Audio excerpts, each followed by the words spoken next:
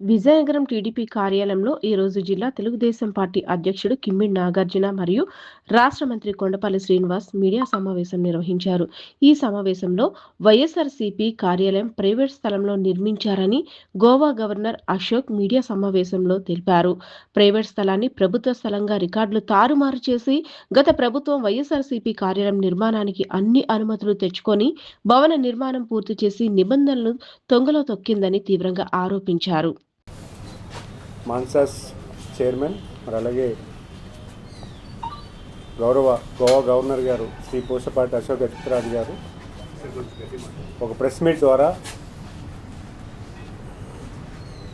ఆయన ప్రభుత్వానికి ఒక రిప్రజెంటేషన్ ఇవ్వడం జరిగింది. ఆ రిప్రజెంటేషన్లో ప్రధానంగా టౌన్ లిమిట్స్లో ఉన్నటువంటి TS 569 సర్వే నెంబర్లో శ్రీ పూసపాటి అశోక్ గజపతిరాజు గారి కుటుంబానికి సంబంధించినటువంటి ఎస్టేట్ ల్యాండ్ ఏదైతే ఉందో ఎర్ర చెరువు అనే ల్యాండ్ ప్రైవేట్ ల్యాండ్ అది. ఆ ల్యాండ్ అనేది గత గవర్నమెంట్లో దాన్ని కన్వర్ట్ చేసి వైఎస్ఆర్సీపీ పార్టీ ఆఫీస్కి ఇవ్వడం ఎంతవరకు కరెక్టు, అది ప్రైవేట్ ల్యాండ్ అనే విషయాన్ని ఆయన గుర్తు చేస్తూ ఆయన ఆల్రెడీ దీని మీద కలెక్టర్కి రిప్రజెంటేషన్ ఇచ్చాము, తన చర్యలు తీసుకోమని చెప్పడం జరిగింది. అయితే మనందరం కూడా ఒక విషయం గమనించాలి, చరిత్ర ఎప్పుడు కూడా మనం మర్చిపోకూడదు. వాళ్ళు పరిపాలన చేసిన క్రమంలో 19 నుంచి 24 టైంలో అశోక్ గజపతిరాజు గారికి అనేక విధాలుగా గత ప్రభుత్వం ఇబ్బంది పెట్టడం మనం గమనించాలి, ఒకసారి గుర్తు చేసుకోవాలి. ఎందుకంటే మాన్సాస్ చైర్మన్గా వ్యవహరిస్తున్నప్పుడు ఆ చైర్మన్ పదవిని బైలాస్కి విరుద్ధంగా మార్చి వేరే కుటుంబ సభ్యురాలకు ఇవ్వడం మీరు ఒకసారి గుర్తు చేసుకోవాలి. మరి అలాగే ఆయనకు ఉన్నటువంటి ప్రైవేట్ ఎస్టేట్ ల్యాండ్ని ఈరోజు గతంలో ఉన్నటువంటి నిర్ణయం వైఎస్ఆర్సీపీ పార్టీ ఆఫీస్కి కేటాయించుకోవడం అనేది ఏ రకంగా చర్య చేశారనేది ఒకసారి మళ్ళీ గుర్తు చేసుకోవాలి. ఎందుకంటే కేవలం ఆయన్ని ఏదో రకంగా మానసికంగా ఇబ్బంది పెట్టాలన్న ఒక ఆలోచనతో ఇవన్నీ చేయడం ఎంతవరకు కరెక్ట్ అనేది నేను అందరికీ కూడా ప్రజానిక అందరికీ కూడా నేను క్వశ్చన్ చేస్తున్నాను. ఈరోజు సుదీర్ఘకాలంగా రాజకీయంగా భౌగోళికంగా ఈరోజు విజయనగరం ప్రాంతానికి, విజయనగరం ఉత్తరాంధ్రకి వాళ్ళ పూసపాటి వంశస్థులు అనేక విధాలుగా మనందరికీ కూడా మంచి చేకూర్చారు. మనం చూసుకుంటే ఎవరికీ లేనంటి ఎడ్యుకేషన్ ఇన్స్టిట్యూట్ మహారాజా కాలేజ్ అనేది మనకి 100 సంవత్సరాల క్రితం పెట్టడం జరిగింది. ఎంతోమంది పేద విద్యార్థులకు హాస్టల్స్లో భోజనం పెట్టి చదివించడం అనేది గతంలో మనం చూసాము. ఈ రోజుకి కూడా అది కొనసాగిస్తూ చాలామందికి పేద విద్యార్థులకి చదువుకునే అవకాశం మనం గమనించాలి. ఈ రోజులో విజయనగరం జిల్లాలో విజయనగరం టౌన్లో ఉన్నటువంటి ప్రాపర్టీస్ చాలా వరకు ఈరోజు చూసుకుంటే PWD మార్కెట్, ఆ మార్కెట్లో చాలా వరకు రాజావారి షాపులు ఉన్నాయి. అవన్నీ కూడా చాలా తక్కువ రెంటల్తోని వాళ్ళందరికీ ఇవ్వడం జరిగింది. చాలా ఆస్తులు ఈరోజు రాజావారి కుటుంబ సభ్యుల ఆస్తులు ఈ రోజుకి ఇంకా ప్రభుత్వం అనేక విధాలుగా మొన్నటి వరకు కూడా రైతు బజార్ కూడా వాళ్ళ సొంత ఆస్తుల్లో పెట్టడం జరిగింది. అంటే అలాగా ప్రతి ఆస్తిని కూడా ఈరోజు మన ప్రజానికాన్ని యూజ్ చేసుకోవడం కూడా జరిగింది. అలాగే ఉన్నతమైన రాజకీయ విలువలతో ఈరోజు సుదీర్ఘకాలంగా రాజకీయాలు ఈరోజు విజయనగరం జిల్లాకి అభివృద్ధి పట్ల ప్రజలకు మంచి చేకూర్చేలాగా, ప్రభుత్వం మీద నమ్మకం కలిగించేలాగా ఆయన ఈరోజు విజయనగరం జిల్లాలో శాసనసభ్యుడిగా, విజయనగరం పార్లమెంటరీ సభ్యులుగా, అలాగే రాష్ట్ర మంత్రిగా, కేంద్ర మంత్రిగా అనేక పర్యాలు ఈరోజు ఈ ప్రజానికానికి మంచి చేకూర్చే పని ఆయన చేయడం జరిగింది.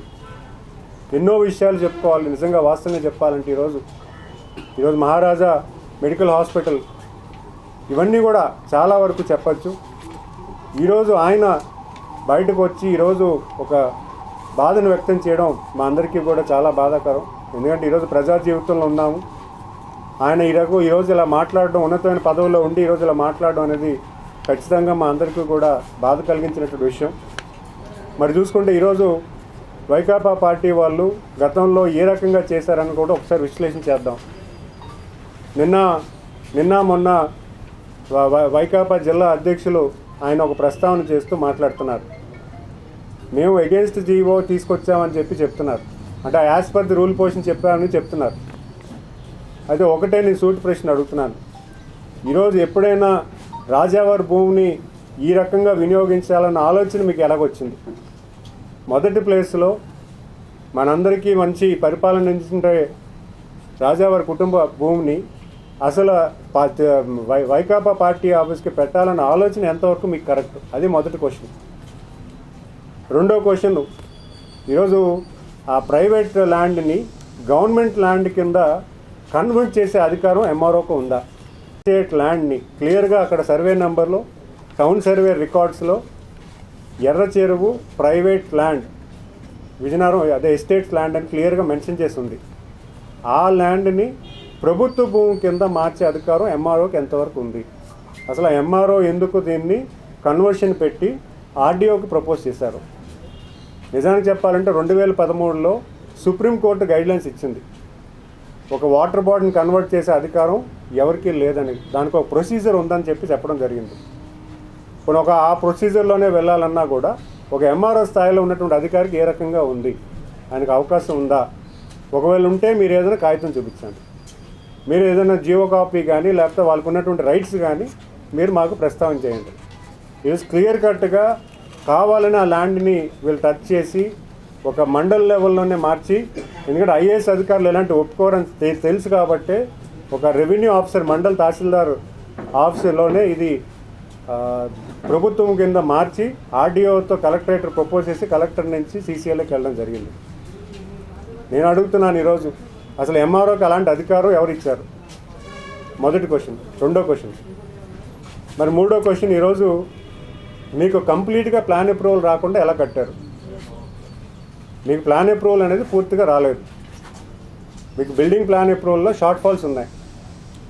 షార్ట్ ఫాల్స్ ఉన్నప్పుడు బిల్డింగ్ ప్లాన్ ఎలా మీరు కన్స్ట్రక్షన్ మొదలుపెట్టారు అనేది కూడా ఒక ప్రస్తావన.